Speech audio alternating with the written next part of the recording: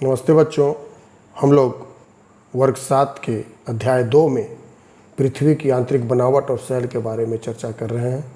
पिछले वीडियो में मैंने आप लोगों के साथ थोड़ी बहुत बातें पृथ्वी की आंतरिक बनावट और उसकी परतों के बारे में की और आपको यह बतलाया कि हमारी पृथ्वी के अंदर क्या क्या चीज़ है।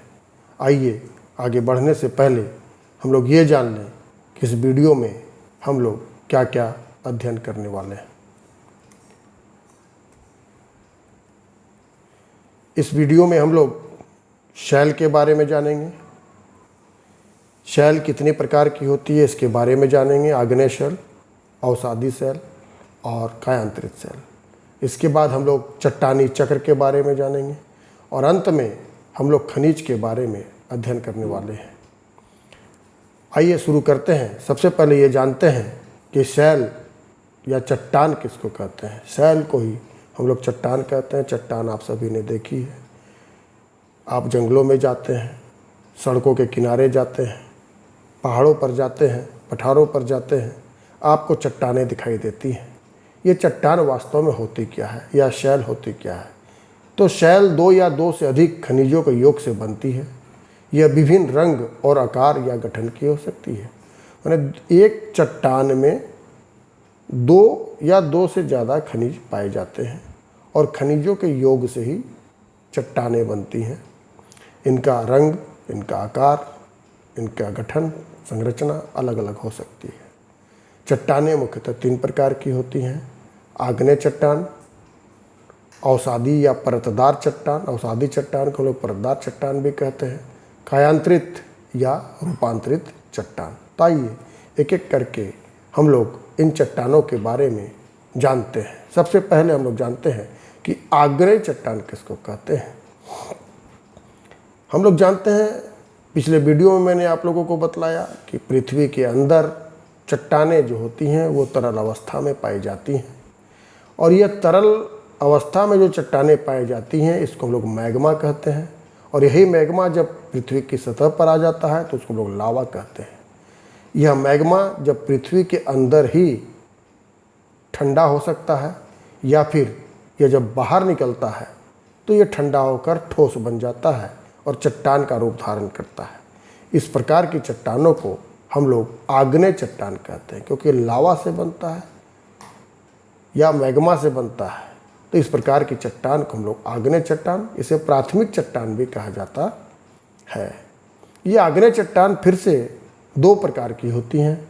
एक अंतर्भेदी चट्टानें और दूसरा बहिर्भेदी चट्टानें। तो अंतर्भेदी चट्टानें क्या होती है?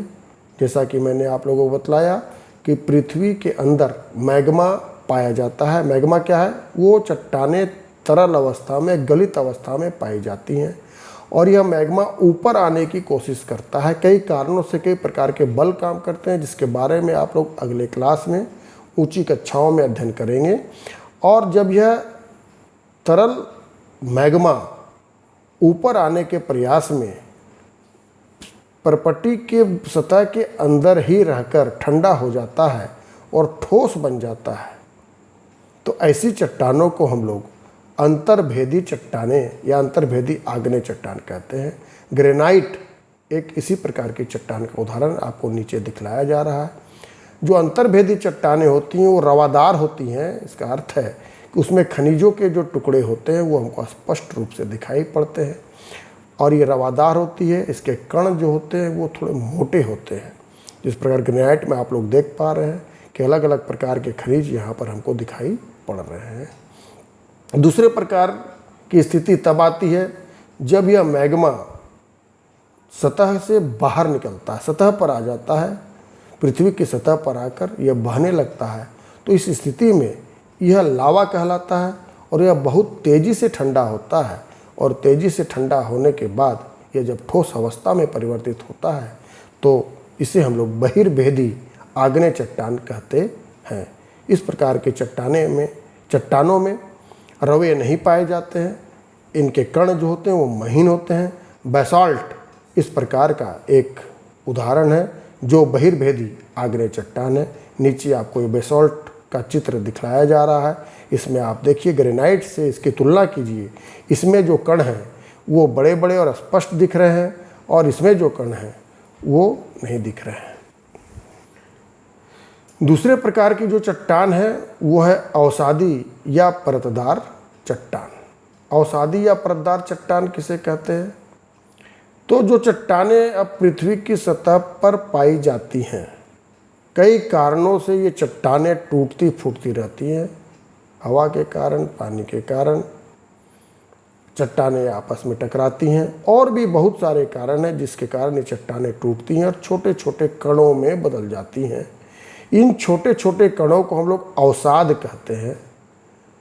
ये अवसाद हवा के द्वारा, पानी के द्वारा एक जगह से दूसरे जगह ले जा करके कभी समुद्र में, कभी खुले मैदानों में जमा कर दिए जाते हैं, और लाखों सालों के पश्चात जब इनके ऊपर ताप और दाब बढ़ता है तब ये कठोर हो जाते हैं और चट्टानों का रूप धारण कर लेते हैं। ऐसी चट्टानों को हम लोग अवसादी चट्टान कहते हैं।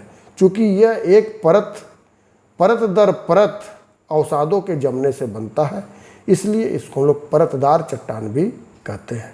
ऐसी चट्टानों का उदाहरण है बलुआ पत्थर, चूना पत्थर, जिसको हम लोग जानते हैं। आप चित्र में यहाँ देख पा रहे हैं, ये बलुआ पत्थर है, और किस प्रकार इसमें परतें आपको दिखलाई पड़ रही हैं यह स्पष्ट है, इसीलिए इसको हम लोग परतदार चट्टान कहते हैं। और नीचे में ये लाइमस्टोन या चूना पत्थर है। अवसादी चट्टानों की एक और मुख्य गुण है कि अवसादी चट्टानों में ही जीवाश्म पाए जाते हैं। तीसरे प्रकार की जो चट्टान है वो कायांतरित चट्टान है। कायांतरित चट्टान माने काया में इनका परिवर्तन हो जाता है, रूप में परिवर्तन हो जाता है। बहुत चट्टानें जो बनी हुई हैं पृथ्वी पर पहले से, वो किसी ऐसी स्थिति में चली जाती है कि अत्यधिक ताप और दाब बहुत ज़्यादा बढ़ जाता है, तो इनके मूल स्वरूप में परिवर्तन हो जाता है। ऐसे चट्टानों को हम लोग कायांतरित चट्टान कहते हैं। कायांतरित चट्टानों के उदाहरण है संगमरमर, स्लेट इत्यादि। ये संगमरमर आपको दिखलाई दे रहा है नदी के किनारे, ये संगमरमर की बड़ी बड़ी चट्टानें हैं। ये संगमरमर की चट्टानें जो है चूना पत्थर से बनती हैं। चूना पत्थर जो चट्टानें पाई जाती हैं, जो अवसादी चट्टानें हैं, इनका जब रूप परिवर्तन होता है, कायांतरण होता है, तब ये संगमरमर में बदल जाती हैं। अब आइए हम लोग जानते हैं कि चट्टानों का उपयोग कहाँ कहाँ पर होता है। चट्टानों का उपयोग सड़क में, घर, इमारत बनाने में किया जाता है। इसके अलावा चट्टानों का उपयोग अनेक अन्य कार्यों के लिए भी किया जाता है। चट्टानों में ही खनिज पाए जाते हैं। चूना पत्थर का उपयोग चूना बनाने में किया जाता है।